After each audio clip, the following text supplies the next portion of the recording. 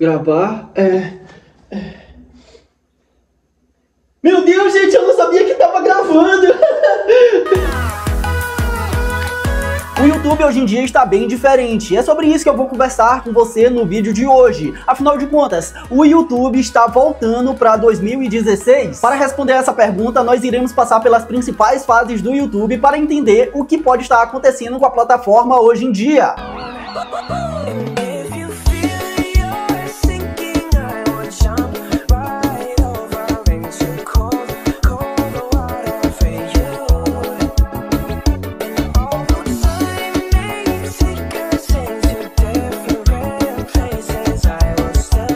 E aí, galerinha do canal, Hotmart Rico aqui, e já deixa o like, se inscreva no canal pra gente chegar na marca de 1 milhão de inscritos. Essa provavelmente era uma das aberturas mais comuns que você assistia dos canais da época. Whindersson Nunes, Felipe Castanhari, Fred Mais 10, John Vlogs na Breckman, Francine Elk, Bianca Boca Rosa, Júlio Cossielo, canal do Rezende e Jade Picon. Tinham canais para todos os gostos. E eles fizeram parte da maior geração de influencers digitais daquela época. Caramba, que saudade, hein? E deixa o seu like, se inscreva no canal, porque, pô, eu até dancei, cara. Eu sou um youtuber completo, de antigamente, entendeu? Escrevo, edito, gravo, danço. Valeu pela sua inscrição, tamo junto e vamos pro vídeo. Lembra de quando o YouTube era o puro suco do entretenimento sem tanta competição? Em 2016, os influencers explodiram. Era vídeo viral atrás de vídeo viral. Os algoritmos favoreciam o conteúdo orgânico e quem tinha carisma com certeza crescia rápido. O público era fiel, os canais batiam milhões de inscritos da noite pro dia e os desafios, vlogs e sketches dominavam a plataforma. Era um tempo que os vídeos não precisavam de uma thumbnail super elaborada ou de um roteiro cinematográfico. Muito pelo contrário, a autenticidade era a chave para ter sucesso naquela época e os criadores de conteúdo sabiam muito bem disso. Como os criadores de conteúdo transformaram aquela época? Esses criadores de conteúdo não só cresceram no YouTube, mas ditaram a tendência da época. E com isso eu quero dizer, tanto as gírias, os desafios, os memes e várias outras coisas nasceram ali daquele formato que as pessoas estavam consumindo naquela época. Até porque o YouTube era uma plataforma muito nova, então tinha acabado de chegar aqui,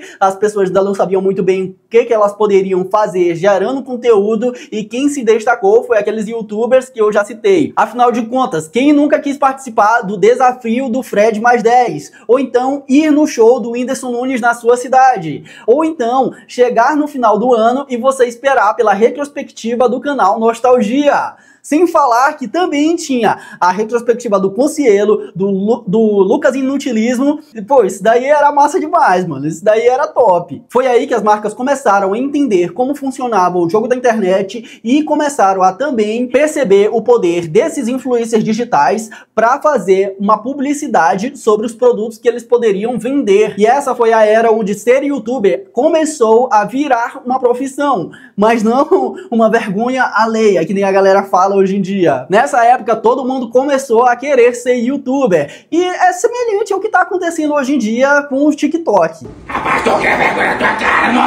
Se você viveu essa época, com certeza você tem nostalgia ao ver um vídeo antigo no seu feed. E o mais legal é que eles não eram só criadores de conteúdo, eles não eram só youtubers, eles eram as companhias de milhares e milhões de pessoas que assistiam os vídeos todos os dias. Naquela época, naquela época tu ter 200 mil inscritos, tu era celebridade, meu amigo. Onde tu ia, lotava, tá ligado? Hoje em dia, tem muita gente aí que tem 1 milhão de seguidores, 10 milhões de seguidores, e tu não sabe nem quem é a pessoa. Naquela época, era como se cada um tivesse um amigo virtual que fazia parte da rotina. Os bordões ficavam na memória, as trends moldaram o jeito de falar e até de se vestir. Quem nunca se pegou aí repetindo as frases do Whindersson Nunes?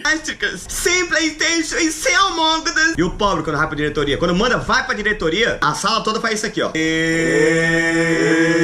Do Júlio Cossielo. Vacila, aqui no sul, fumar maconha se diz dá uns pega. Cê é louco, mano? Se em São Paulo alguém falar assim, dá merda. Salve, cuzão. Tá pensando no que eu tô pensando? Eu fecho. Então demorou, vamos dar uns pega então. Ou então entrando na treta que teve da Breckman versus Niggles.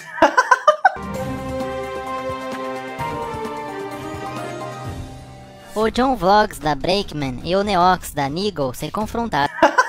E mesmo que o YouTube tenha mudado, o impacto dessa geração nunca vai sumir. Diferenças entre o YouTube de 2016 e o YouTube de 2025. Se o YouTube de 2016 fosse uma festa, ele seria aquela festa cheia de amigos, onde todo mundo chega se divertindo, descobrindo novas pessoas, novos criadores, sem tanto esforço. Agora, se a gente fosse comparar o YouTube de hoje, seria mais ou menos um evento VIP, onde só entra quem é convidado na lista, meu amigo. Quem entende como funciona o algoritmo. E as principais diferenças era que em 2016 o conteúdo viralizava de forma mais natural, sem precisar investir em super estratégias, entender o algoritmo, fazer os pontos-chave de uma thumbnail. O feed era muito mais orgânico e o público engajava por gostar dos criadores de conteúdo. E não porque o vídeo foi empurrado pelo sistema do algoritmo. Hoje é a thumbnail, hoje é watch time, retenção.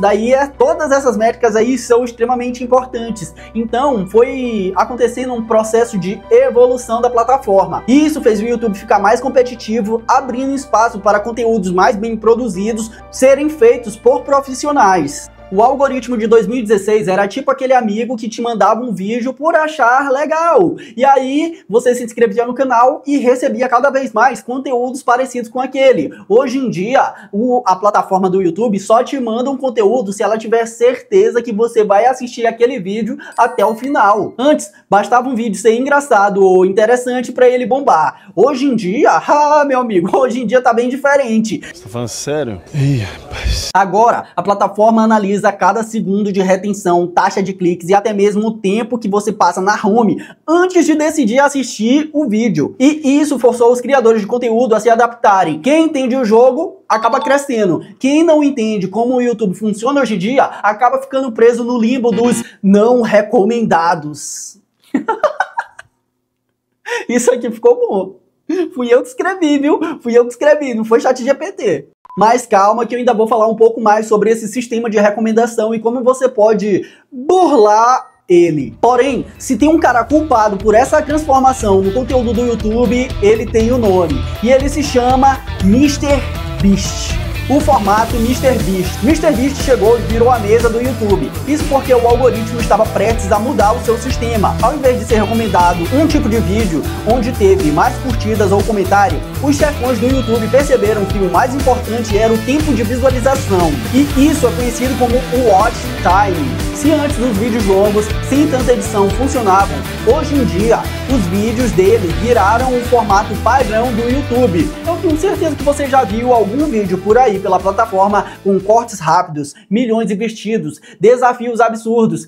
Coloquei 100 pessoas dentro dessa caverna e o último que sair ganha 5 mamutes. Ou seja, cada minuto do vídeo tem que ser extremamente importante, cada segundo na verdade, porque senão o público acaba saindo. Ou seja, o MrBeast trouxe mais uma experiência de um reality show mais elaborado, mais acelerado para a plataforma do YouTube. Isso fez com que a experiência visual acabasse sendo tudo. Se o YouTube de 2016 parecia um vlog caseiro, o de hoje, no formato MrBeast, parece um blockbuster de Hollywood. Só que a diferença é que é um blockbuster lançado toda semana. Mas se a gente fosse elencar as duas principais contribuições do MrBeast para esse formato do YouTube, elas seriam thumbnails minimalistas e um roteiro hipnótico. Vamos começar com as thumbnails. Geralmente elas têm 3 pontos de destaque, e eles são uma imagem extremamente chamativa que desperte a curiosidade, até porque o grande objetivo delas é fazerem você clicar para assistir o vídeo. Vários youtubers seguiram nesse modelo, como você pode ver, e esses são os vídeos que mais pegam visualizações. Até eu mesmo replico esse tipo de thumbnail aqui no canal. Afinal de contas, a gente tem que aprender com quem tem sucesso na plataforma. E o outro ponto é justamente o roteiro hipnótico, onde cada segundo do vídeo importa. O que não tiver a ver com aquilo que eu tô falando no vídeo é cortado fora. Então é como se você estivesse de fato assistindo a um programa na TV. E isso acabou que fez com que o YouTube ficasse cheio desse tipo de conteúdo desde 2018 e 2019. Mas tudo isso mudou quando...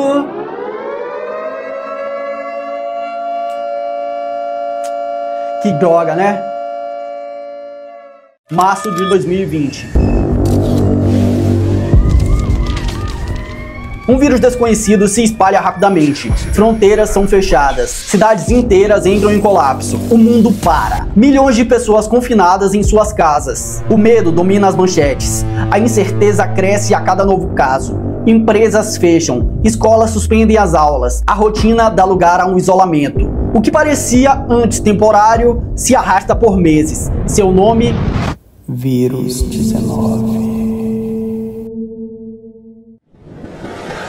A pandemia não foi só uma crise sanitária, mas um evento que redefiniu a economia e também a forma como nós nos conectamos. E em meio a todo esse caos, uma nova era digital começou a surgir em meados de 2020 e 2021. Porque a única coisa que importava no Brasil era... Vai se tratar, garota, sai da minha... Mano, você tem demência? Vai se fuder, mano. Vai se tratar, garota, sai na minha bota, rasga minhas roupas, quebrou 12 molas.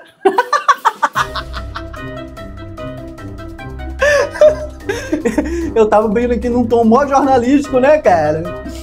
Mano, não tente explicar o Brasil. Mas também pensa comigo. De repente, o mundo inteiro trancado dentro de casa, nada pra fazer, a TV repetindo as mesmas notícias de sempre, o tédio batendo forte, e aí a ansiedade tava como, hein? Estralando. Aí do nada, bum!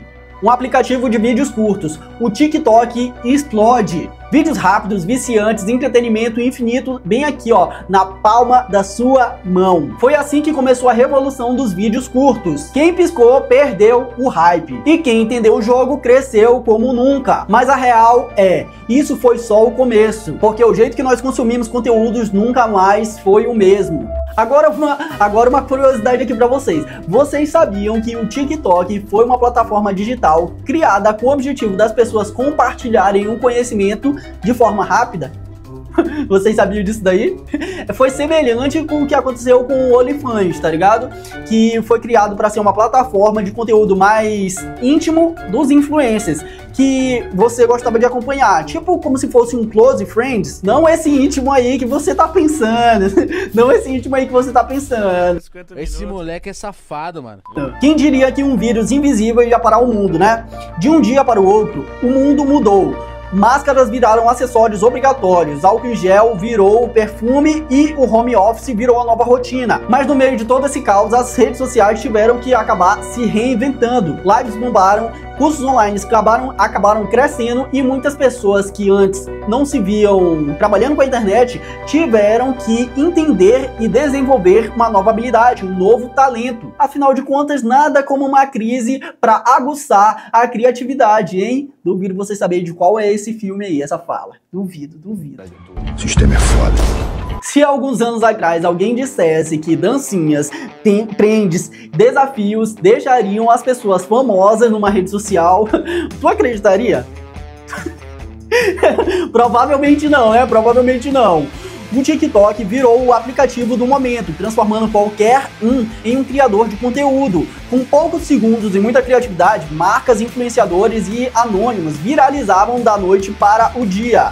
O que tinha de gente tentando surfar essa onda, rapaz, não tá escrito, viu? E obviamente que ninguém queria perder essa oportunidade. Foi aí que surgiram os shorts, os reels, que mudaram completamente a forma como nós, seres humanos, consumíamos conteúdos na internet. E essa foi uma das principais mudanças que aconteceram relacionadas aos anos de 2016, 2017 e 2018. Antigamente, a gente não tinha essa possibilidade de consumir conteúdo de forma tão rápida. 30 segundos, 15 segundos, 1 minuto. Não. Antes, os vídeos, eles duravam um pouco mais, 10 minutos, 15 minutos. E eu ainda vou te falar que tem uma forma de você aproveitar essa oportunidade. Fala nisso, comenta aqui no vídeo, comenta aí abaixo quem era o teu influencer digital favorito daquela época. Eu começo.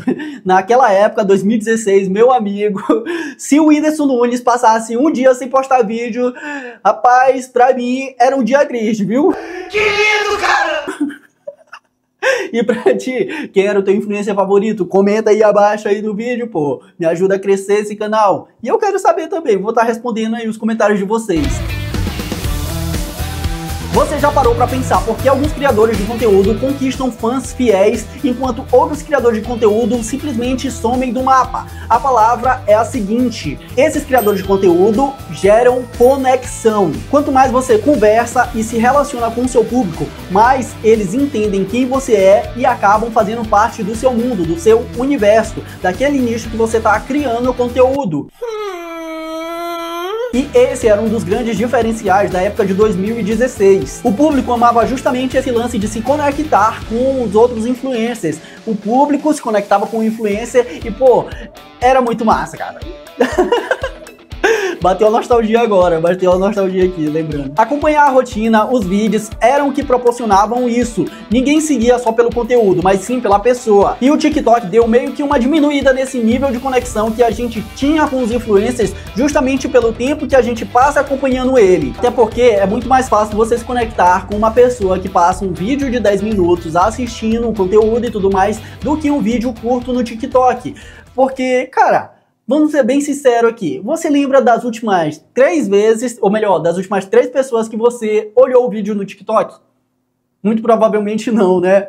Duvido aí você fazer esse exercício agora. Mas e do canal do YouTube? Um vídeo de 10 minutos que você acompanhou, um vídeo de 15 minutos, de 7 minutos que possa ser, que é um dos vídeos mais curtos do YouTube.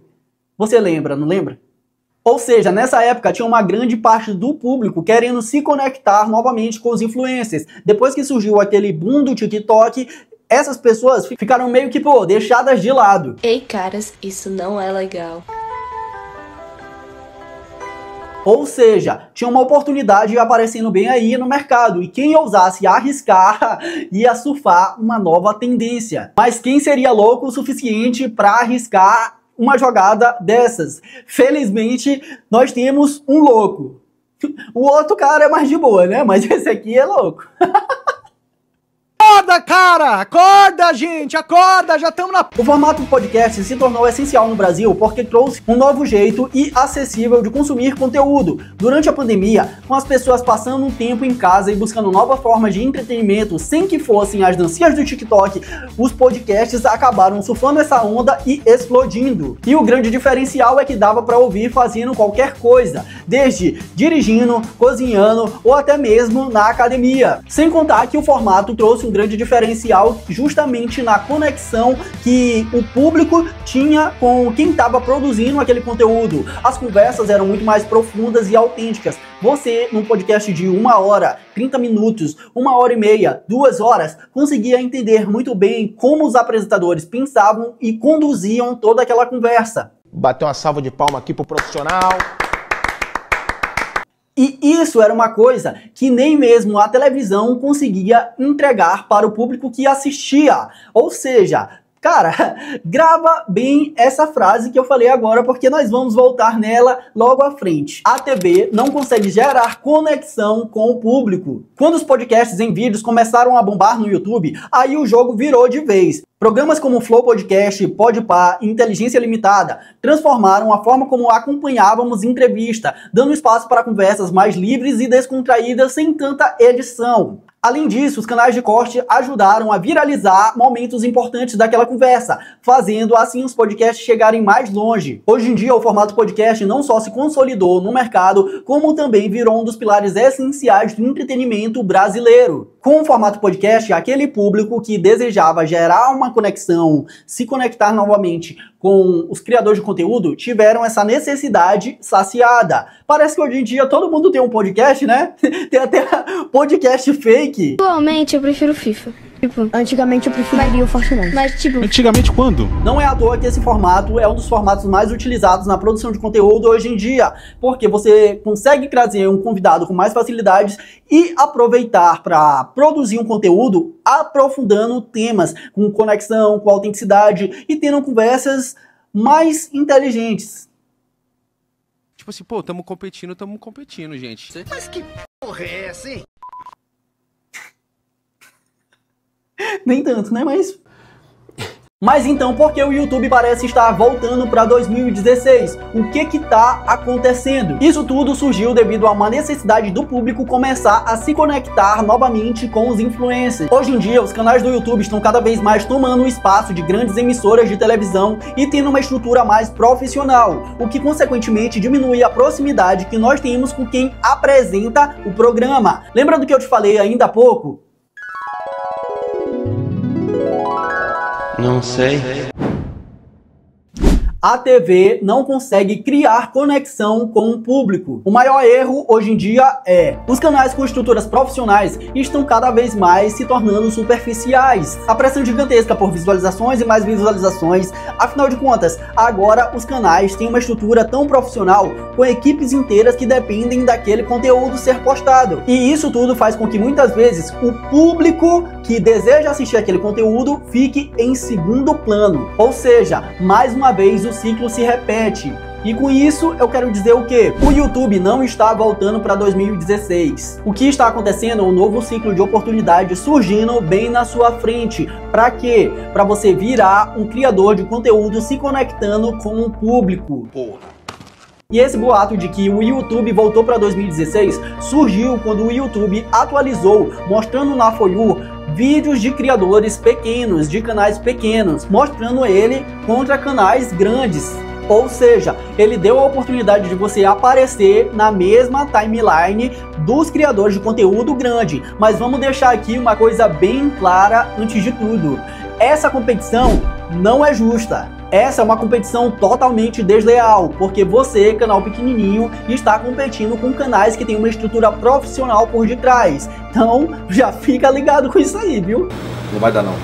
Que não vai dar, pai? Não vai dar essa... Nesses canais profissionais, são o quê? São pessoas pensando nas melhores thumbnails, roteiros, edições e etc. Várias métricas importantíssimas do YouTube. E a forma com que você pode fazer para crescer é justamente gerando uma conexão com o público que te assiste. Mas muitos criadores de conteúdo usam isso como desculpa para dizer que o seu conteúdo não entrega, só entrega para os grandes. Ou então eles querem fazer o conteúdo de qualquer jeito para aparecer numa competição que é totalmente desleal. Os vídeos dos nossos influencers favoritos de 2016 pareciam simples, mas tinham um grande esforço para gerar situações que as pessoas pudessem se conectar, situações do dia a dia, frases, trends, desafios e etc. E o maior erro que eu vejo hoje em dia é muitos criadores de conteúdo fazendo um vídeo sem tanta edição, com uma capa zoada, com uma thumbnail bem ridícula e usando isso como desculpa para dizer que esse é um vídeo que vai gerar conexão. Rapaz, não é assim que as coisas funcionam, meu amigo. A droga. As redes sociais estão te dando a oportunidade de você aparecer no mesmo local que grandes canais profissionais estão aparecendo. Mais uma coisa que ainda manda no YouTube, ou melhor, em todas as redes sociais, se chama Watch Time, o tempo de tela que o usuário passa assistindo aquele vídeo. Se o seu vídeo não fizer as pessoas ficarem até o final para assisti-lo, bem, o vídeo não vai ser entregue, o vídeo não vai bombar. Pô, cara, de novo, cara! Então aí vai algumas dicas de ouro para você aprender a lidar com isso. Dicas de ouro. O segredo é thumbnail simples, com contraste bem forte e sem poluição visual. Menos é mais. E o título? Como é que eu faço com o título? O título pode ser extremamente buscável. Top 5, listas, melhor e pior. Ou então usar essa estrutura que eu vou te passar bem aí. Se liga. Como benefício, sem dores, objeção, em tempo. E o que isso quer dizer, Ultimar? Que eu não entendi nada. Vamos lá. Isso ali é um prompt. Tu pode utilizar até no ChatGPT se tu quiser, para criar modelos de títulos dessa forma aqui, ó. Como crescer no YouTube rápido sem aparecer. Entendeu a visão? Não vou mais explicar. E o mais importante é você entender o quê? Entender que o YouTube está cada vez mais roubando o espaço da televisão. E de acordo com alguns especialistas de criação de conteúdo do YouTube, que são esses caras aqui que eu acompanho bastante, Corey e Samir, o YouTube está prestes a mudar mais uma vez. Vem algo grande por aí. Com as atualizações do YouTube para os próximos anos, o layout do aplicativo deixará o serviço com uma cara de um streamer como a Netflix, Disney Plus, Amazon Prime. Olha isso aí, cara. Olha isso daí que eu tô te falando. Isso daí é ou não é um design bacana para a plataforma do YouTube? Agora, se você gostou desse vídeo, você vai gostar desse outro que está aparecendo agora na sua tela. O caminho mais rápido para fazer 10 mil reais utilizando a internet. Beleza? Eu sou o Hotmart Rico e espero que você tenha gostado.